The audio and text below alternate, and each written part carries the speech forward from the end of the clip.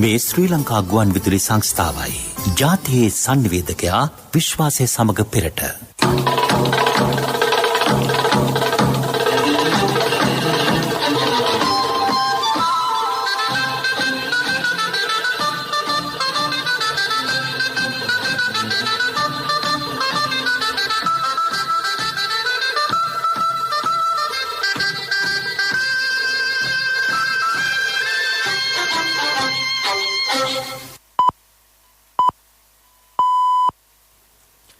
වේලාව සවස 6යි.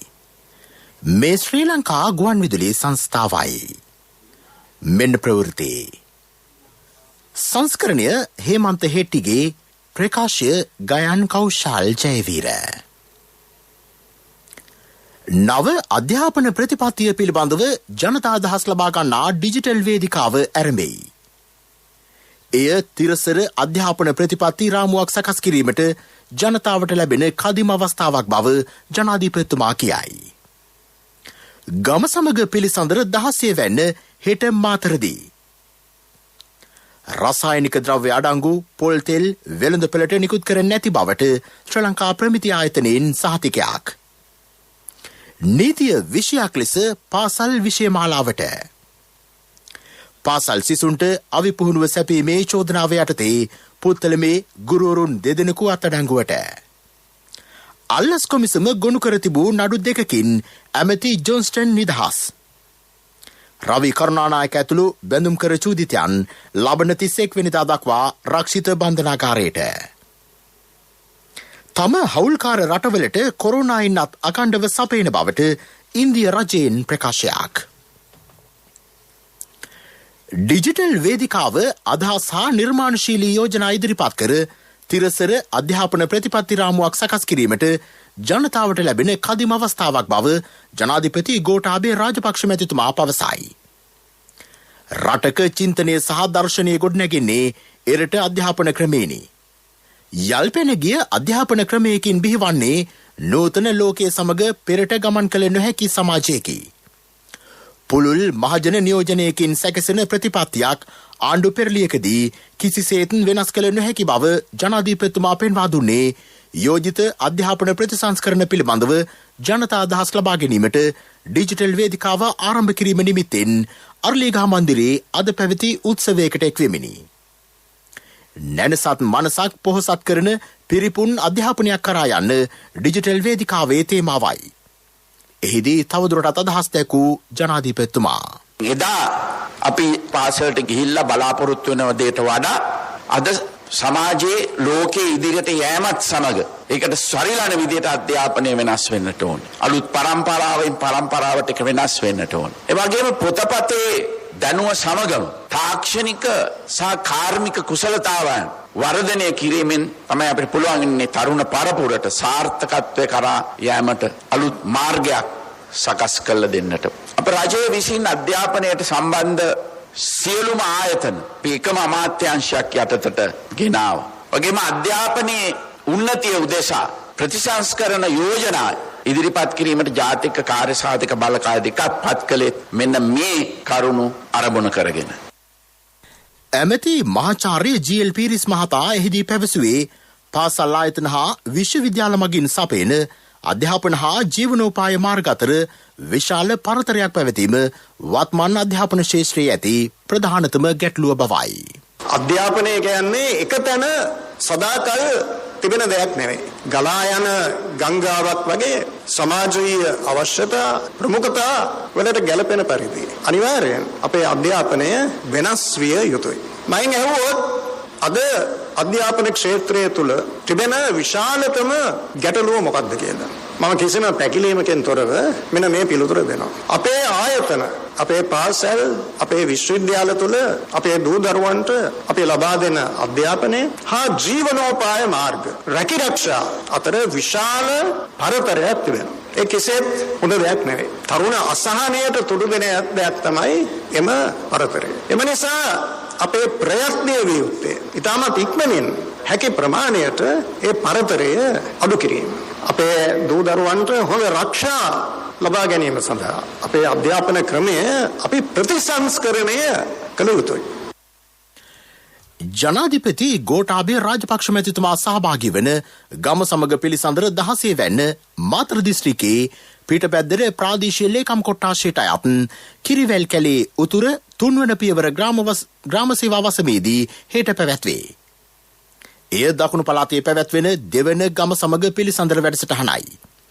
පසුගිය වසරේ සැප්තැම්බර් 25 වෙනිදා බදුල්ල දිස්ත්‍රික්කයෙන් ගම සමග පිළිසඳර වැඩසටහන ආරම්භ විය.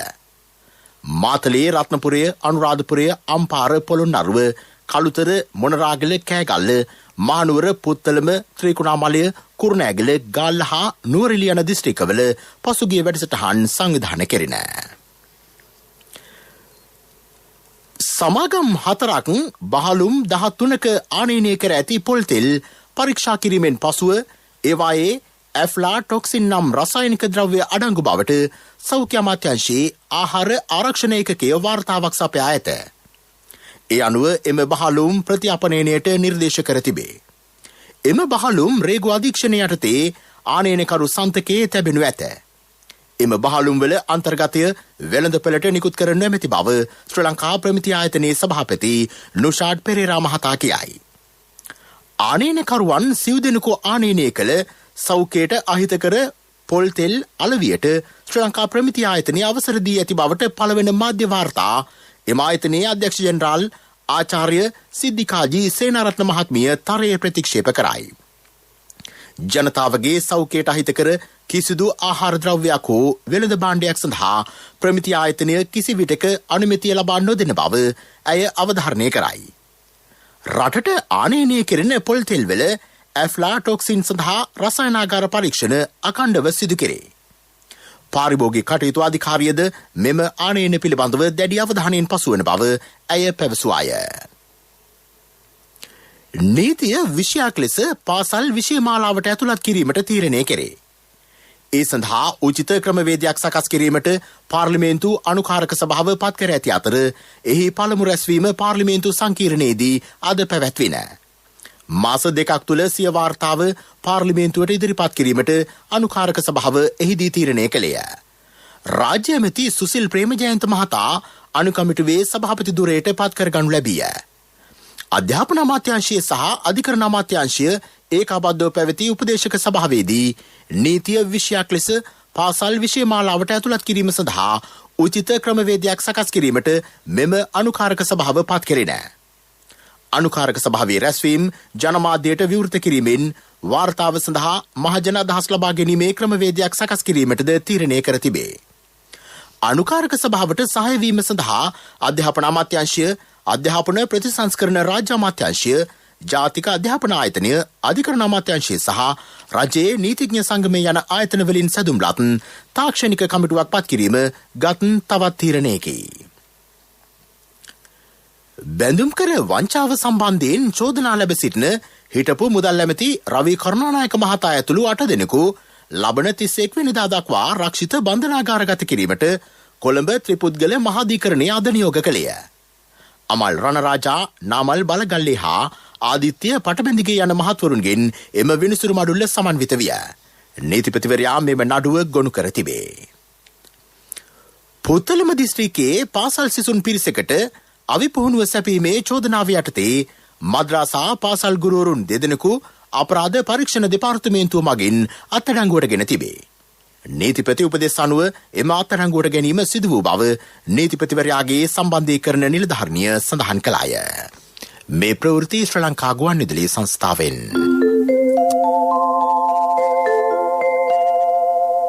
ශ්‍රී ලංකා ඉන්ෂුරන්ස් ස්පීඩ් ඉන්වෙස්ට්මන්ට් එක්ක ලයිෆ් එකට දාන්න 5ක්.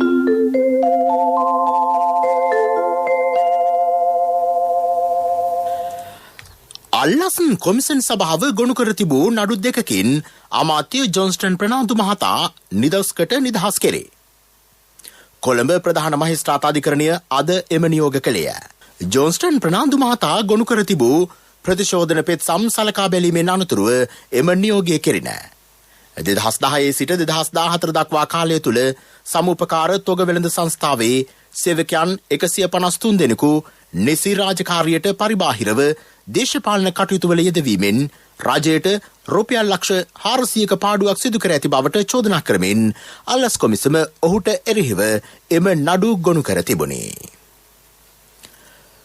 පාස්කු ප්‍රහාරයට අදාළ කොමිසන් සභා වාර්තාව පිළිබඳ පාර්ලිමේන්තුවේදී අද පැවති විවාදයට එක් වූ පාර්ලිමේන්තු මන්ත්‍රී අනුර කුමාර දිසානායක මහතා එම ප්‍රහාරයේ දේශපාලන අරමුණු පිළිබඳව සොයා බැලිය යුතු බව සඳහන් කළේය. මේ පළවෙනි තොරතුරෙන් අප්‍රේල් මාස 4 වෙනිදා තොරතුරේ ගරු සභාපතිතුමනි මේ ප්‍රහාර එල්ල විය හැකි ආකාරය එක්ක මරාගෙන මරන ප්‍රහාරයක් එක්ක ටක්කත ප්‍රහාරයක් එක්ක තුවක්කු වලින් එල්ල කරන ප්‍රහාරයක් ආදී ප්‍රහාර ආකාර 4ක් නම් කරනවා. ඒ වගේ මේ ප්‍රහාර එල්ල කරන අය සාරාන් මිල්ලාන් රිල්වාන් ඇතුළු නාම ලේඛනකුත් සඳහන් කරනවා. ප්‍රහාර එල්ල කරන ආකාරයක් තියෙනවා. ප්‍රහාර එල්ල කරන පුද්ගලයන් ගැනත් තියෙනවා. නැවත ඔවුන්ගෙන් තොරතුරක් එන්නේ අප්‍රේල් මාසේ 26 වෙනිදා සවස හෙට ප්‍රහාර එල්ල කරනවා කියලා. සභාපතිතුමනි බුද්ධ්‍යංශ නිලධාරීනු ජනාධිපතිවරයා කාදිනල්තුමත් කොමිසම මහමුවේ කියපු කුමන්ත්‍රණකරුවන් සහ මැදිහත් වීම පිළිබඳව තොරතුරු එල්දරව් කරගත හැකි වේ කියලා අපි විශ්වාස කරනවා. යහපාලන රජයට ජාතික ආරක්ෂාවට වඩා මුස්ලිම් ඡන්ද වැදගත් වූ බව රාජ්‍ය ඇමති නාලක ගොඩහේවා මහතා පෙන්වා දුන්නේය. මහජන ආරක්ෂාව පිළිබඳ ජාතික වගකීම එදා සම්පූර්ණ පහර ඇරලා අද දක්ෂ බුද්ධ්‍යංශ නිලධාරී ගැන බොරු චෝදනා ඉදිරිපත් කරන මේ පාර්ලිමේන්තුවේ විශේෂයෙන්ම පාස්කු ප්‍රහාරයට පෙර සිදු බරපතල සිද්ධීන් 10ක් පිළිබඳව නිසි විමර්ශන කොට වරදකඩුවන් අත්අඩංගුවට ගන්න ඔවුන් ක්‍රියා කළේ නැහැ. පසුගිය රජය මේ දෙස බැලුවේ දේශපාලන කෝණයකින්. ජාතික ආරක්ෂාවට වඩා ඔවුන්ට වැදගත් වුණේ මුස්ලිම් ඡන්ද පදනමයි. සාමාන්‍ය මුස්ලිම් ජනතාව හා අන්තවාදීන් වෙන්කොට හඳුනා ගන්නට අසමත් වීම නිසා ඒ රජය තමන්ට ඡන්දෙ දුන් මුස්ලිම් ජනතාවටම විශාල අසාධාරණයක් කරා. සමස්ත මුස්ලිම් ප්‍රජාවටම එරෙහි විරෝධයක් පසුකාලීන රට තුළ ඇතිවීම සම්බන්ධයෙන් සම්පූර්ණ වගකීම නිසා පසුගිය රජය බාර ගන්නට ඕනේ. පාර්ලිමේන්තු මන්ත්‍රී ඩිලාන් පෙරේරා මහතා පැවසුවේ එක්සත් ජාතික පක්ෂය පාස්කු ඉරිදා ප්‍රහාරයෙන් දේශපාලන වාසී ගත් බවයි. මේ රනිල් වික්‍රමසිංහ මහත්තයයි සයිප්‍රස් මහත්තයා වෙනසක් නැහැ. එකම බෝතල් දෙකේ පරණ වයින්ම තමයි එකම වයින් තමයි. ඒ හින්දා මතක තියාගන්න ඇඟිල්ල දික් කරාට විරුද්ධ පක්ෂයෙන් මේ පාස්කු ප්‍රහාරය කොමිෂන් වාර්තාව අරගෙන දේශපාලන වාසි ගන්න හැදුවේ ආණ්ඩුව කියලා අවසානයේ පාස්කු ප්‍රහාරය පාවිච්චියට අරගෙන ජනාධිපතිවරණය කල් දාන්න උත්සාහ කරේ. ඒක තමයි උත්සාහය තිබුණේ. දින 52 ආණ්ඩුව හදලා මෛත්‍රීපාල සිරිසේන මැතිතුමා ගැසට්ටුවක් ගැව්වා. ජනවාරි මාසේ පාර්ලිමේන්තු මැතිවරණය තියන්න. ඒ මැතිවරණය කල් දාගත්තේ තමුන්නාස උසාවියේ ගිහිල්ලා. ඒ පාර්ලිමේන්තු මැතිවරණ ජනවාරි වල තිබ්බනම් පාස්කු ප්‍රහාරය එන්නේ නැහැ. එහෙනම් ශක්තිමත් ආණ්ඩුවක් තියෙනවා පාස්කු ප්‍රහාර වළක්වා ගන්න. වාරිමාර්ග දෙපාර්තමේන්තුවේ ශ්‍රේෂ්ඨ රාජකාරී සඳහා බඳවාගත් තාක්ෂණික සහායක නිලධාරීන් 197 දෙනෙකුට පත්වීම් ලිපි ප්‍රදානය වාරිමාර්ග දෙපාර්තමේන්තු ශ්‍රවණාකාරයේදී අද පෙරවරුවේ සිදුවිය. දිවයිනම ආවරණය වන පරිදි විවෘත තරඟ විභාගයකින් ඔවුන් බඳවාගෙන තිබේ. ගොවි ජනතාවගේ මූලික ගොවි ගැටලු හඳුනා ගැනීමට හා ඒවාට පිළියම් යෙදීමේ අරමුණින් මෙම නිලධාරීන් ශ්‍රේෂ්ඨ නිලධාරීන් ලෙස ප්‍රාදේශීය මට්ටමින් සේවයේ යෙදවීමට නියමිතයි. පත්වීම් ලිපි ප්‍රදානය කිරීමේ අවස්ථාවට ප්‍රධාන ආරාධිතයා ලෙස වූ ඇමති චමල් රාජපක්ෂ මහතා ගොවි ජනතාව සමීපයට ගොස් ඔවුන්ගේ ගැටලු හඳුනාගෙන ඔවුන්ට සේවා සපයන්නෙකු ලෙස ක්‍රියා කරන්නයි නවක නිලධාරීන්ගෙන් ඉල්ලා සිටියේය.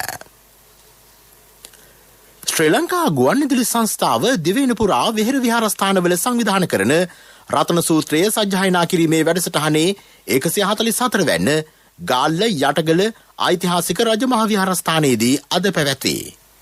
ඒ පිළිබඳව අදහස් දක්වන සිතුල්පව්ව රජමහා විහාරස්ථානයේ ප්‍රමුඛ අෂ්ට මහා විහාරාධිපති දක්ෂිණ ලංකාවේ ප්‍රධාන සංඝනායක පූජ්‍ය මැටරඹ හිමරතන නායක ස්වාමින් වහන්සේ.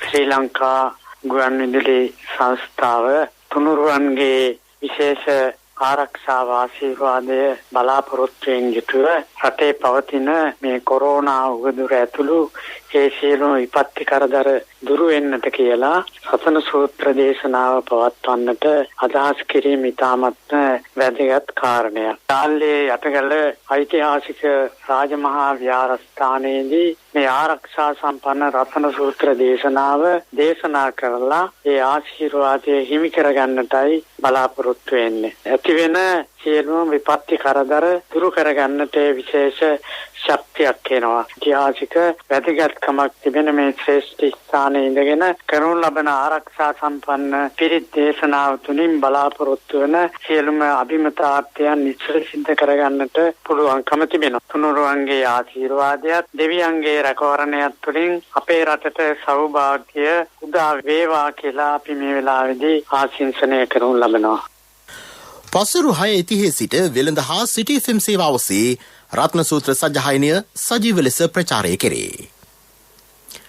ප්‍රවීණ ගත්කතුවරයෙකු මෙන්ම ගුවන්විදුලි සංනිවේදකයෙකු වන ආචාර්ය පාලිත සමරසිංහ මහතා ලියූ මේ අපේ ගුවන්විදුලි සේවයයි ග්‍රන්ථය එළි දැක්වීම කොළඹ මරදාන ගොඩගේ ප්‍රකාශන ආයතනයේදී හෙට පෙරවරුවේ සිදුවෙයි.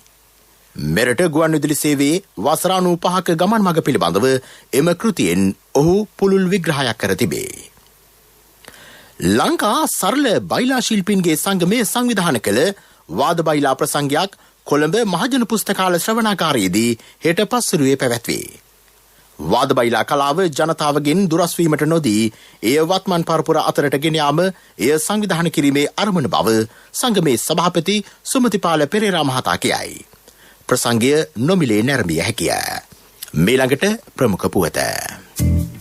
අවුරුද්දෙන් අවුරුද්ද රක්ෂිත මුදලට 5% එකතු වෙනවා. කල් පිරෙනකොට බෝනස් මුදලත් එකතු වෙනවා. වාරිකේ වෙනසක් ඇත්තෙම නෑ. මේක ජීවිත රක්ෂණයක් එක්ක දෙන ස්පීඩ් ආයෝජනයක්. හම්බ කරන කාලේ හම්බ කරලා සැනසෙල්ලේ වියදම් කරන්න chance එකක් ගන්න. මොකද කියන්නේ? ශ්‍රී ලංකා ඉන්ෂුරන්ස් ස්පීඩ් ඉන්වෙස්ට්මන්ට් එක ලයිෆ් එකට දාන්න 5ක්. ශ්‍රී ලංකා ඉන්ෂුරන්ස් පියෙකුමෙන් මවකමෙන්. ප්‍රමුඛතම පුවත ඔබ වෙත ගෙනෙන්නේ සිද්ධාලේප ලක්වියා. ගොවිජන බැංකුවලින් ගොවීන්ට අඩුපොලි අනුපාතයක් යටතේ ණය සැපීමට සැලසුම් සකස් කෙරේ. ගොවි හැඳුනුම්පත පමණක් ඉදිරිපත් කර දින 2ක් තුළ ණය ලබාගත හැකි ක්‍රමවේදයක් සකස් කරන බව වෘත්තීය සමිති හමුවකදී ඇමති මහින්දානන්ද අලුත්ගමගේ හා රාජ්‍ය ඇමති ශෂීන්ද්‍ර රාජපක්ෂ යන මහත්වරු පැවසූහ. කලක සිට පැවති ගොවිජන බැංකුවලින් ලාභාංශ බෙදියාම් පිළිබඳ ගැටලුවටද එම සාකච්ඡාවේදී විසඳුම් සැපේ නෑ. ප්‍රමුඛතම පුවත ඔබ වෙත ගෙන ආවේ සිද්ධාලේප ලක්වියා. ශක්ති හඬ අවධානය පිණිසයි. ගාල්ල මහනගර සභා බල ප්‍රදේශයේ මාතෘ හා ළමා සායන නොපැවැත්වීම සම්බන්ධයෙන් ගාල්ල දිස්ත්‍රික් සෞඛ්‍ය සේවා අධ්‍යක්ෂ ප්‍රියන්ත ජීවරත්න මහතා කරුණු පැහැදිලි කරයි. එම මාතෘ හා ළමා සායන දින ගණනාවක සිට නොපැවැත්වෙන බව අප දහවල් ප්‍රවෘත්ති ප්‍රකාශයේ අවධානය පිණිසයි මගින් පෙන්වා දෙනු ලැබිය. ගාල්ල උපනගරාධිපතිවරයා හා සෞඛ්‍ය වෛද්‍ය නිලධාරීන් අතර ඇති වූ විරසකයක් මෙම තත්වයට හේතු වී ඇතැයි සෞඛ්‍ය සේවා අධ්‍යක්ෂවරයා පවසයි. රජයේ වෛද්‍ය නිලධාරීන්ගේ සංගමයේද ඊට මැදිහත්ව සිටී. මහජනතාව අපහසුතාවයට පත් නොකර සාකච්ඡා මගින් ගැටලුවට විසඳුම් සපයා ගන්නයි සෞඛ්‍ය සේවා අධ්‍යක්ෂවරයා සියලු පාර්ශවවලින් ඉල්ලා සිටී. ලෝක ප්‍රවෘත්ති අනුග්‍රහය People's Leasing ලීසින් විප්ලවයට ඔබත් එක්වන්න. කිසිදින නොලැබෙන අසම සම ලීසින් වාරික සමගින් අවම පොලියකට විස්තර දැනගන්න ළඟම People's Leasing ශාඛාවකට පිවිසෙන්න. නැත්නම් කතා කරන්න 0112266300. People's Leasing විශ්වාසයේ ප්‍රමුඛයා. ඉදිරි මාසවලදී තම හවුල්කාර රටවලට කොරෝනා එන්නත් අකණ්ඩව සපයන බව ඉන්දිය රජය පවසයි. එන්නත් අපනයනය සඳහා කිසිදු තහනමක් පනවා නැත. ඉන්දියාව මේ වන විට රටවල් 75කට එරට නිෂ්පාදිත කොරෝනා එන්නත් කෝටි 6කට වැඩි ප්‍රමාණයක් සපයා තිබේ. ඊතරම් විශාල එන්නත් ප්‍රමාණයක් සැපයූ ලොව එකම රට ඉන්දියාවයි. ඉන්දියාව තම දේශීය එන්නත් කරන වැඩසටහන ඉකුත් ජනවාරි මාස 16 වෙනිදා ආරම්භ කළේය. ලෝක සෞඛ්‍ය සංවිධානයේ කොවැක්සින් පහසුකම යටතේ ලොව සෙසු රටවලට සහාය දැක්වීම අරමුණ බව ඉන්දිය රජය සඳහන් කරයි. මේ අතර ඉන්දියාගමැති නරේන්ද්‍ර මෝදි මහතා දෙදින සංචාරයක් සඳහා මේ වන විට බංගලාදේශයට පැමිණ සිටී. ඔහු කොරෝනා එන්නත් ලක්ෂ 12ක ප්‍රමාණයක් බංගලාදේශයට නොමිලේ සැපීම සඳහා රැගෙන වී තිබේ. ඉතාලිය, ප්‍රංශය සහ ජර්මනි යන රටවල විදේශ ඇමතිවරු සංචාරයක් සඳහා ලිබියාවට පැමිණිති.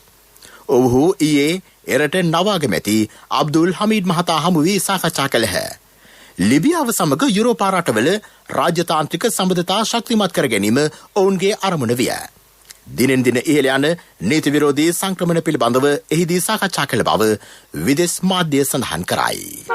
People's Leasing ලීසින් විප්ලවයට ඔබත් එක්වන්න. කිසිදින නොලැබෙන අසමසම ලීසින් වාරික සමගින් අවම පොලියකට විස්තර දැනගන්න ළඟම People's Leasing ශාඛාවකට පිවිසෙන්න. නැත්නම් කතා කරන්න 0112 206 300. People's Leasing විශ්වාසයේ ප්‍රමුඛයා.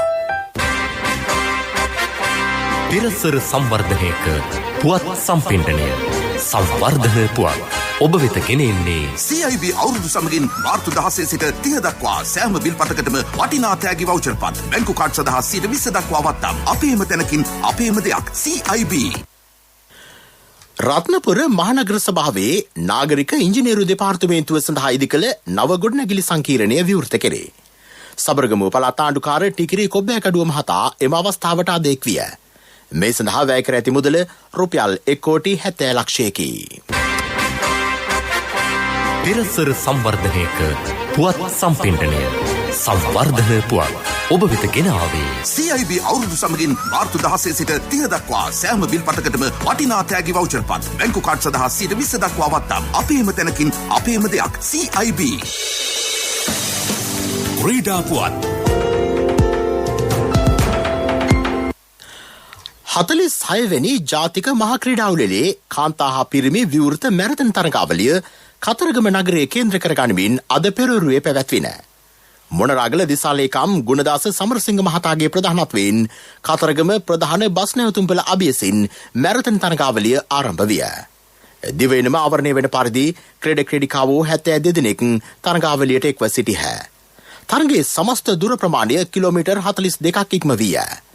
විවෘත මැරතන් තරගාවලියේ පිරිමි ශූරතාව මධ්‍යම පළාතේ එම් ශිවරාජන් දිනාගත් අතර අනුශූරතාවය හිමි වූයේ බස්නාහිර පළාතේ GKK.ST ගුණසේකරටයි.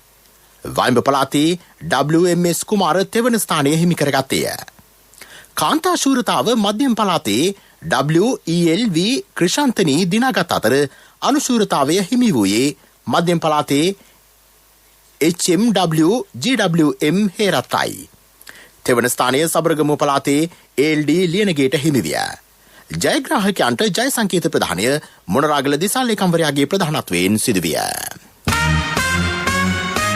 ව්‍යාපාරික පුවත් ඔබ වෙත ගෙන එන්නේ 2021 වසරේ පළමු ශ්‍රේණියට ඇතුළු වන පුංචි හපනුන්ට ජාතික ඉදිරි කිරීමේ බැංකුවේ හපන් ගිණුමෙන් රුපියල් 1000ක තැන්පතුවක්. ඔබේ මුදලට සුරක්ෂිතම ස්ථානය ජාතික ඉදිරි කිරීමේ බැංකුව. සෙලන් කැඳෙල්ල කන්ස්ට්‍රක්ෂන් එක්ස්පෝ 2021 වෙළඳ ප්‍රදර්ශනය කොළඹ බණ්ඩාරනායක සම්මන්ත්‍රණ ශාලා පරිශ්‍රයේදී අද පෙරවරුවේ විවෘත කෙරිණ. ඇමති විමල් වීරවංශ මහතා ප්‍රධාන ආරාධිතයා විය. කොරෝනා වෛරසයේ ව්‍යාප්තිය සමග ජන ජීවිතය සාමාන්‍ය පරිදි පවත්වාගෙන යාමට මෙවැනි වෙළඳ ප්‍රදර්ශන වැදගත් වෙන බව ඔහු එහිදී පෙන්වා දුන්නේය. ලෝකයේ සමහර යුරෝපා රටවල් COVID-19 වසංගත තත්ත්වයක් එක්ක මරණ අනුපාතය වැඩි වෙන්න එක හේතුවක් වෙලා තියෙනවා ඒ අයගේ ජීවන විලාසය.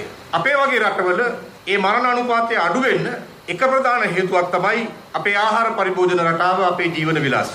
අපට ගැළපෙන ජීවන විලාසයක් නූතන ලෝකයටත් ගැළපෙන, අපටත් ගැළපෙන, ලෝකයේ ඕනම අභියෝගාත්මක තත්වයකදී ඔරොත්තු දිය හැකි ආකාරයේ ජීවන විලාසයක් නිර්මාණය කර ගැනීමට පොළඹවාලීම ඉතාම වැදගත් අවශ්‍යතාවයක්. රාජ්‍ය අමාත්‍ය ප්‍රසන්න රණවීර මහතාද මෙම අවස්ථාවට එක්විය.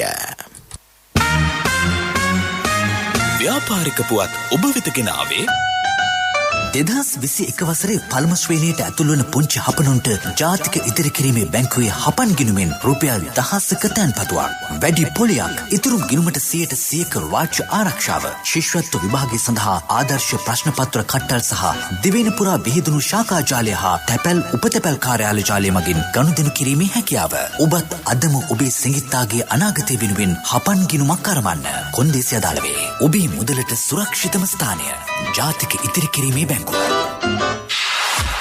ආර්ථික පුවත් ආවරණය ආසිසර බෙටි ගන්න පුළුවන් වුණාද? හොඳ වෙලාවට එක ෆාමසියක් නම් ඇරලා තිබුණා. ඒ තරු පෙවුනේ සමහර බේත් වල ගණන් ඇහුවම. කීයක් ගියාද? LOLC ක්‍රෙඩිට් කාඩ් එක නොතිබෙන්න මොනවා කරන්නද කියලා හිතා ගන්න බැරි වෙනවා. LOLC ෆයිනෑන්ස් ක්‍රෙඩිට් කාඩ් පත ජීවිතේම සපුරාලයි.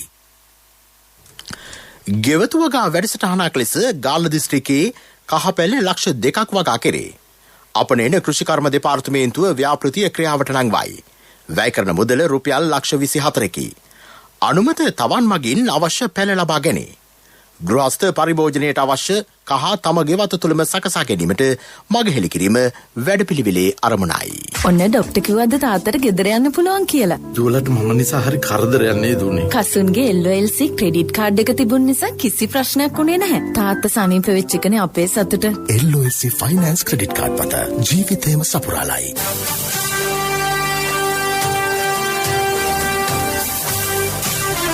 කාලගුණ වාර්තාව ඔබ වෙත ගෙන එන්නේ සයුරු දීවර කාලගුණ තොරතුරු සේවාව.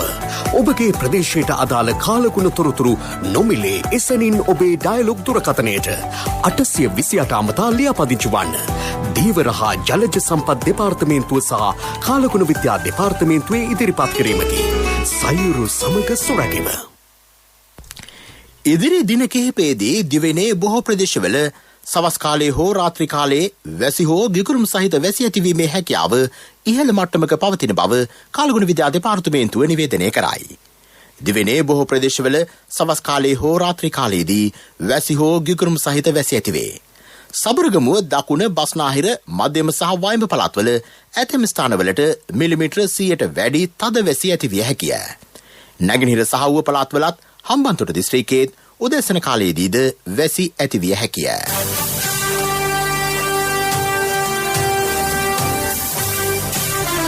කාලගුණ වාර්තාව ඔබ වෙත ගෙන ආවේ සයුරු දීවර කාලගුණ තොරතුරු සේවාව.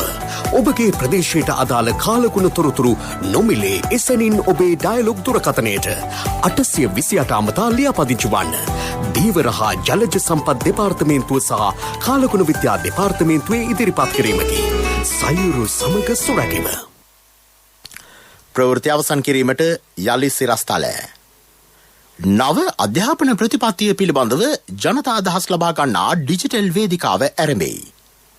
එය තිරසර අධ්‍යාපන ප්‍රතිපත්ති රාමුවක් සකස් කිරීමට ජනතාවට ලැබෙන කදිම අවස්ථාවක් බව ජනාධිපතිතුමා කියයි. ගම සමග පිළිසඳර 16 වැන්න හෙට මාතරදී. රසායනික ද්‍රව්‍ය අඩංගු පොල් තෙල් වෙළඳ පෙළට නිකුත් කර නැති බවට ශ්‍රී ලංකා ප්‍රමිති ආයතනයෙන් සහතිකයක්. නීතිය විෂයක් ලෙස පාසල් විෂය මාලාවට. පාසල් සිසුන්ට අවිපුහුණුව සැපීමේ චෝදනාව යටතේ පුත්තලමේ ගුරුවරුන් දෙදෙනෙකු අත්අඩංගුවට. අල්ලස් කොමිසම ගොනු කර තිබූ නඩු 2කින් ඇමති ජොන්ස්ටන් නිදහස්. රවි කරුණානායක ඇතුළු බැඳුම් කර චූදිතයන් ලබන 31 වෙනිදා දක්වා ආරක්ෂිත බන්ධනාගාරයට. තම හවුල්කාර රටවලට කොරෝනා එන්නත් අකණ්ඩව සපයන බවට ඉන්දිය රජයෙන් ප්‍රකාශයක්. අපගේ මෙම ප්‍රවෘත්ති ප්‍රකාශයට www.slbc.lk වෙබ් අඩවිය ඔස්සේද සවන් දිය හැකිය. ප්‍රවෘත්ති ඉන් සමාප්තයි. අපගේ මීළඟ ප්‍රධාන ප්‍රවෘත්ති ප්‍රකාශය රාත්‍රී 9ට බලාපොරොත්තු වන්න.